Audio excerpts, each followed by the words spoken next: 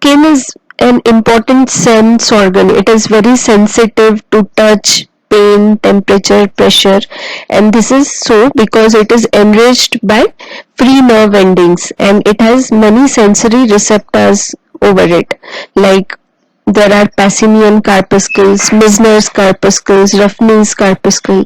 So first we'll see what is free nerve ending.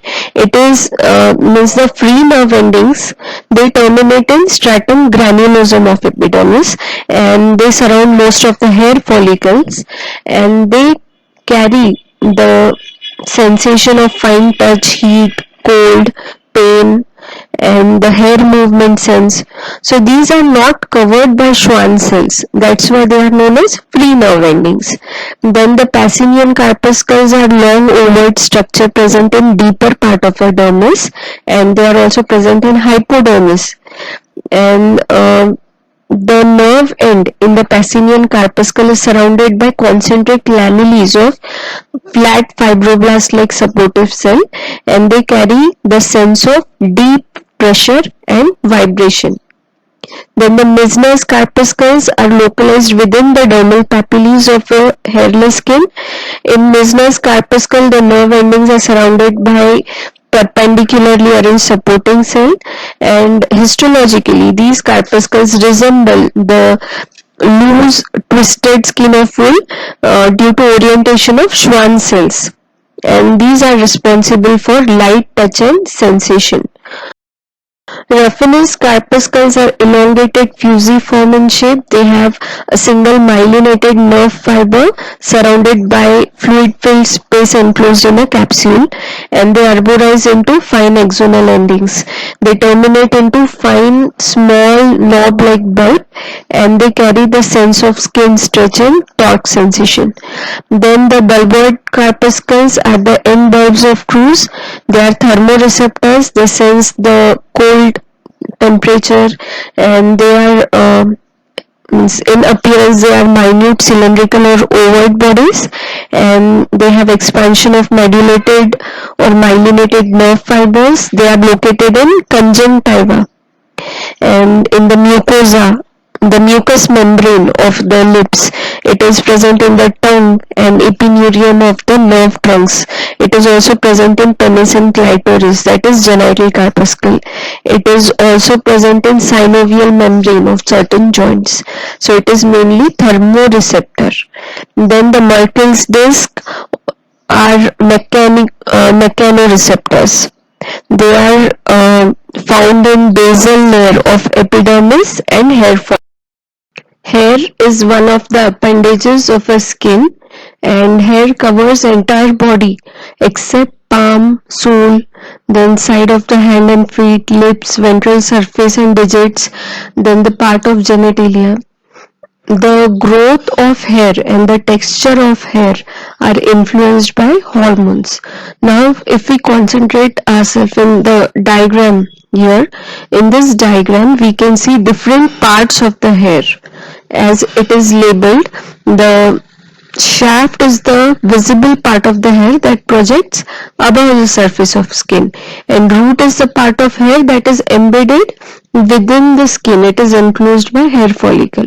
Then the hair bulb is lower expanded part of the root of hair. Hair papillae is the part of dermis that invaginates the base of the hair bulb. Hair follicle is dermo-epidermal sheath that covers the root of hair. Now we will see the hair shaft and root. So the hair shaft and root consist of keratinized epithelium. Hence hair is considered as modified part of stratum corneum and it has three parts. Hair has three parts. Innermost is the medulla. It is central part of the hair and it has large keratinized cells and it is absent in thin hairs. Medulla is absent in thin hairs. The second is the covering or surrounding over medullus cortex. It forms about 80% of the hair and it is made up of cornified cells that contain keratin filament and melanin pigments. Then the outermost covering of the hair surface is cuticle. It consists of several layers of keratinized squamous cells, and these cells are semi-transparent and they have distinct boundaries and they resemble scales of the fish. In this diagram, we will see the structure of hair follicle. So hair follicle is the dermo-epidermal covering of hair root. It forms a knob-like structure, and the hair follicle produces hair, and each and every hair has a hair follicle, and the parts of hair follicle, as you can see in the first diagram, are infundibulum, isthmus, follicular bulge, bulb, and dermal papillae. Now infundibulum extends from surface opening of the follicle up to the opening of sebaceous gland. Isthmus extends from opening of sebaceous gland up to the insertion of Arrector pilorum. Follicular bulge contains epidermal stem cell and it lies near the insertion of Arrector pili muscle.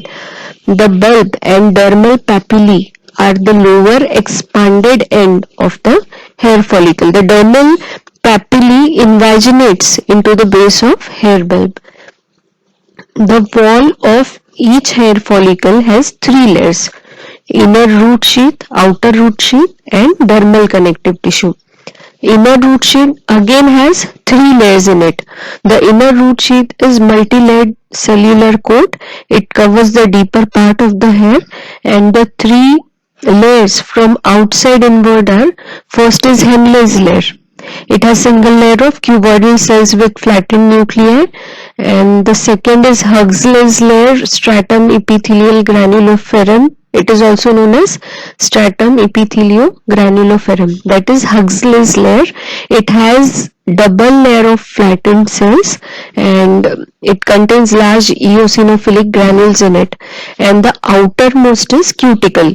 The internal root sheath cuticle consists of squamous cell and it covers the outer free surface of hair shaft. So these are the parts of inner root sheath. The outer root sheath continues with stratum spinosum of the epidermis. It has round nucleated cell and it is separated from the dermal connective tissue sheath by a thin glassy membrane or basal membrane. Hair matrix are the cells that surround bulb and dermal papillae, and they are derived from follicular bulge.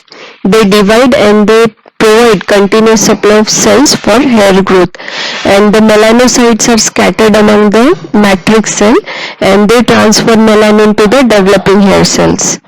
And there are different phases of hair growth, as you can see in the diagram. First phase is anagen. Anagen is the period of growth in which new hair develops.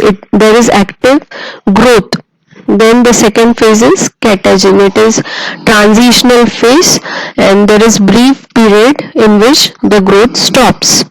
Then the third is telogen. It is a long resting period in which the follicles get atrophied and there is hair loss. And again there will be return of anagen. So this is the cycle of hair growth. There are three types of hairs. Terminal hair are long coarse hair. In addition to scalp, they are also seen in eyebrow, eyelashes, and they appear after puberty on the pubis and axilla. They are terminal hair. Then vellus hair are short, fine secondary hair. They replace the lanugo hair except scalp, eyebrow, eyelashes. So more than 80% of the hair of the scalp are present in anagen phase, and they have long anagen phase and short telogen phase. The lanugo hairs are fine pigmented primary hairs. They mostly shed before birth. Then the clinical aspect related to hair is alopecia areata, that is spot baldness. In this condition, the hair loss is in small area of our body and the area of alopecia areata does not show any scar or scale or redness. At the periphery of the alopecia zone, exclamation marks hairs are present and it is characteristic of alopecia areata. Arrector pilorum are the bands of smooth muscles present just below the dermal papillae.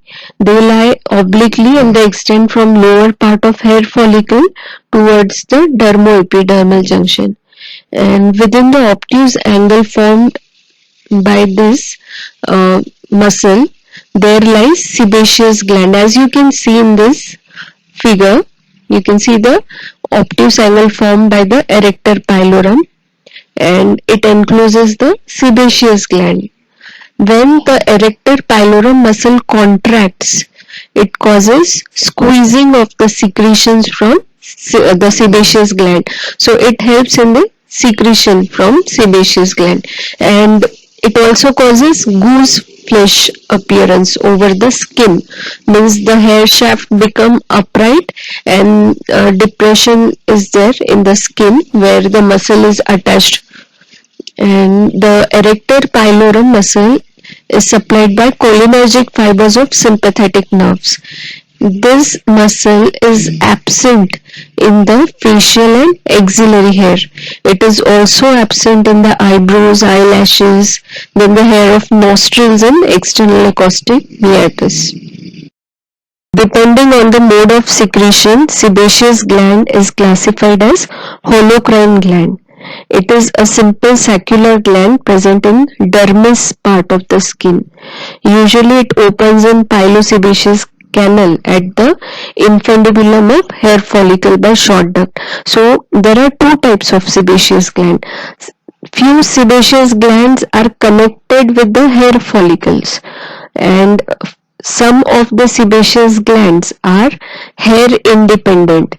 So they open directly on the skin, not related to the hair follicle, and such type of hair independent sebaceous glands are found in lips, areola of nipple, labia minora, and inner surface of prepuce. And the sebaceous glands are abundantly found over the face, scalp, ear, nostril, vulva, and around the anus. And the glands are absent on palm, sole, flexor surface of digit. So these points are important for MCQ and Viva.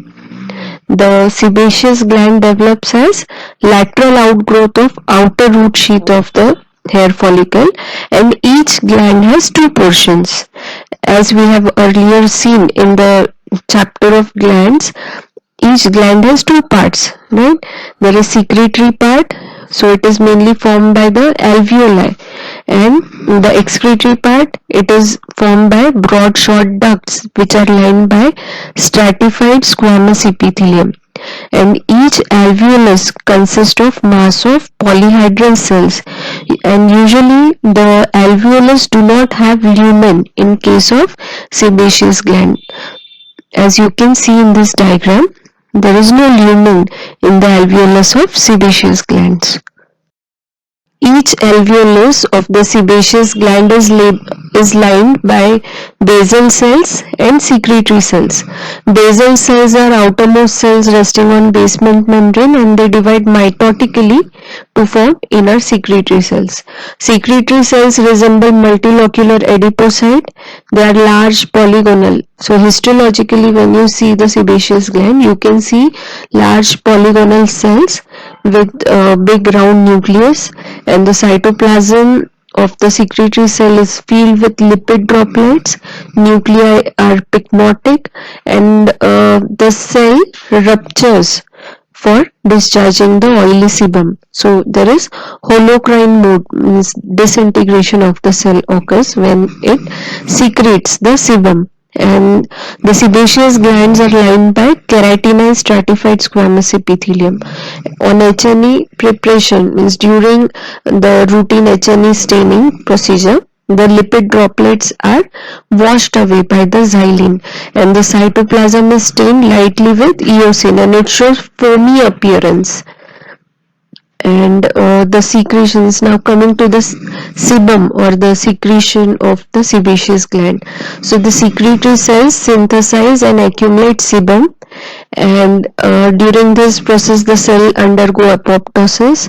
As it has holocrine mode of secretion, there will be entire cell death, and there will be cell debris formed, the lipid gets secreted into the duct as oily sebum, and the sebum has cathelicidin and beta defensin. So these two components improve the water barrier function of the skin, and the secretion is not under nervous control, it is under hormonal control. The secretory activity of sebaceous gland during the postpubertal life is controlled by androgen. Now coming to clinical importance, you are very familiar with the term acne or pimple and blackhead. So when the flow of sebum is continuous and there is excessive amount of secretion which may be impacted within the hair follicle, this condition produces inflammation and that results in acne vulgaris. So at puberty also the level of sex hormone is increased, there is increased activity of sebaceous gland and it leads to accumulation of sebum and subsequent inflammation. So that is acne or pimple. Now when the acne gets infected with bacteria, they show small black tip at the mouth of sebaceous gland, and that condition is known as blackheads. You may have a short note on pilosebaceous unit or pilosebaceous apparatus. So the constituents of pilosebaceous apparatus are Arrector pilorum, then the hair follicle and sebaceous gland. Each sebaceous gland consists of cluster of many secretory acini and they are connected by short ducts, and these ducts open in apical portion of hair follicle. Then the Arrector pili and the gland forms pilosebaceous apparatus. So they are inactive before puberty, but after which they enlarge and they become secretory. Sweat glands are of two types, eccrine and apocrine. Eccrine are the typical sweat glands and they have merocrine mode of secretion, and the eccrine glands are distributed all over the body except lips and external genitalia, means they are found in palm, sole, forehead, scalp, axilla. So eccrine glands are simple, they are coiled tubular glands and they are lined by cuboidal epithelium, whereas the ducts are stratified cuboidal. So here you can see in the diagram the eccrine sweat gland. So this is the cut section or transverse section. So the glands are simple coiled tubular, they are cuboidal, lined by cuboidal epithelium, and the ducts are stratified cuboidal. Now the next variety is apocrine gland. It is atypical sweat gland and these glands are present only in axilla, areola and nipple of the mammary gland, then the skin around anal opening and external genitalia. The ducts of these glands open in the hair follicle. So you can see in the diagram the apocrine gland. They are lined by either squamous or cuboidal or columnar cells and they produce viscous secretion. And the apocrine gland another example is gland of mole in eyelids. Then the ceruminous glands of the external acoustic meatus are also apocrine variety of glands. They have myoepithelial cells and they are under autonomic control. So in this diagram you can see both eccrine and apocrine sweat gland and you can make out the difference between these two glands. Eccrine variety of sweat glands play major role in regulation of body temperature and it has two parts, duct and body or fundus. The duct of the gland are long and they run through the dermis and they open into the surface of the epidermis through funnel shaped orifice. These ducts are lined by two or more layers of cuboidal epithelium. So it is stratified cuboidal epithelium. The duct ends on joining with the epidermis and terminal part of excretory duct is again lined by epithelial cells of the dermis. Duct has small diameter, means the ducts have smaller diameter than secretory portion or the body part of the gland, and the ducts do not have myoepithelial cells in them. Now the second part is secretory part or the body. Secretory part of eccrine gland has highly coiled terminal part of a tube, and it has inner lining epithelium which rests on the basement membrane. It is surrounded by connective tissue of the dermis, and it is lined by single layer of cuboidal epithelium. And the lining epithelium again consists of three types of cell. So you can see in the second diagram given. So there are three types of cells: clear cells, dark cells, and myoepithelial cells. The clear cells are separated from each other by intercellular canaliculi, and they rest on the basement membrane, and they are rich in glycogen, so it stains intensely with the periodic acid skip method, and its function is to secrete water and electrolyte. Then the dark cells, this means when you see under HME, due to abundant rough endoplasmic reticulum, they stain dark. These cells rest on the apical surface of the basal clear cells, and they secrete proteins. So which proteins are secreted by dark cell? It is defensin and cathelicidin.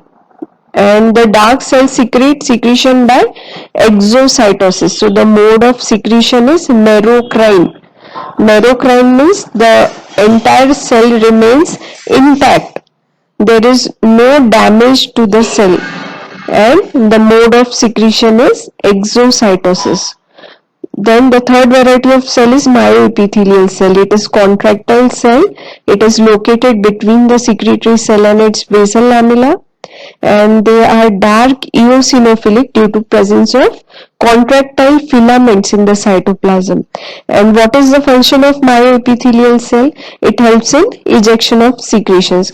Now in case of sebaceous gland, we have Arrector pilorum muscle. When it contracts, it squeezes the secretion from the sebaceous gland. Similarly, in the sweat gland, we have the myoepithelial cells surrounding the alveoli or the secretory part of the gland, and when the myoepithelial cell contract, it squeezes the secretion out of the gland, and the secretion is colorless, hypotonic.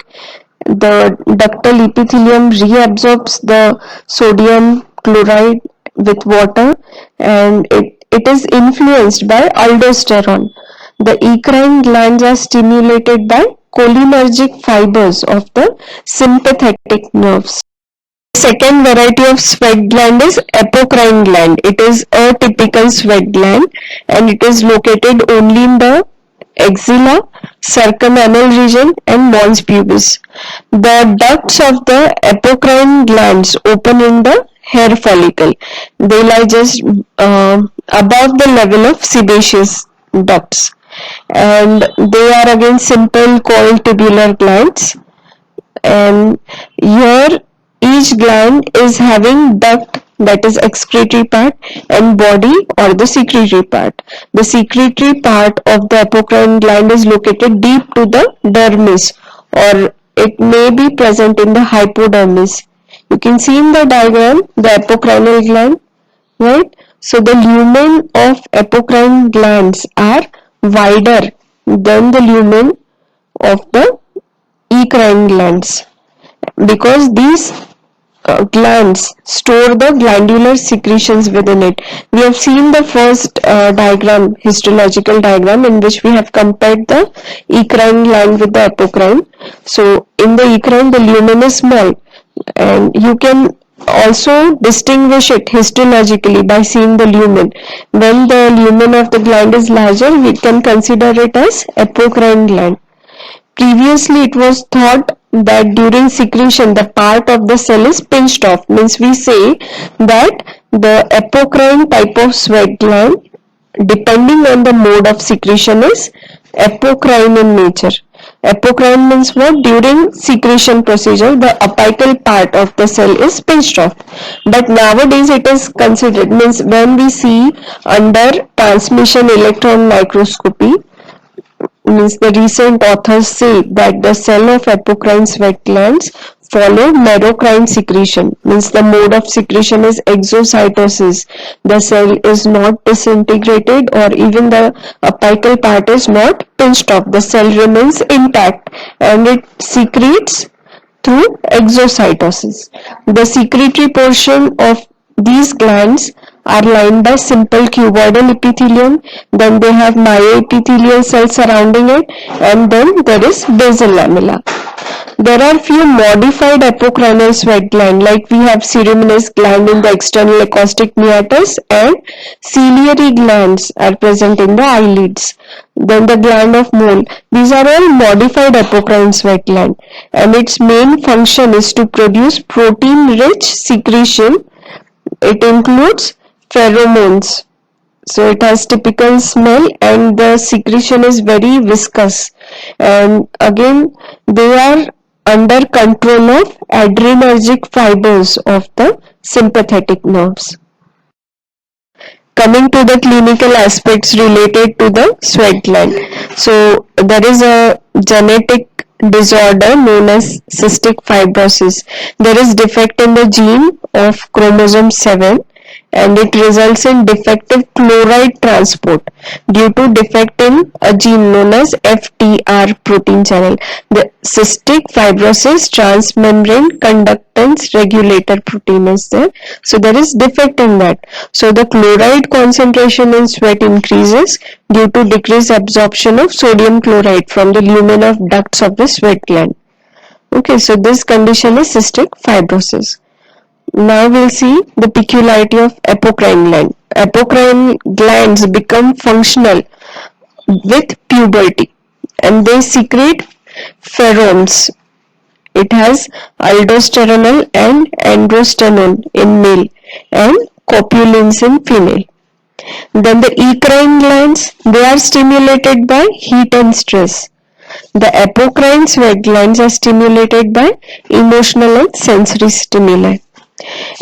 Again, there is one clinical condition, means in uremia, when there is increased concentration of urea in the blood, then the concentration of urea in the sweat will also increase and the urea crystals may be discerned on the skin, and these crystals over the skin, mainly over the just above the upper lip, are known as urea frost.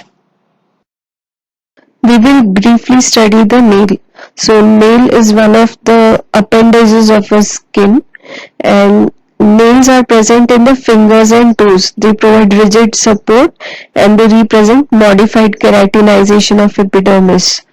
So the nail's main function is to provide support to the fingertips to carry out various movements, and the nail consists of tough protein known as alpha keratin.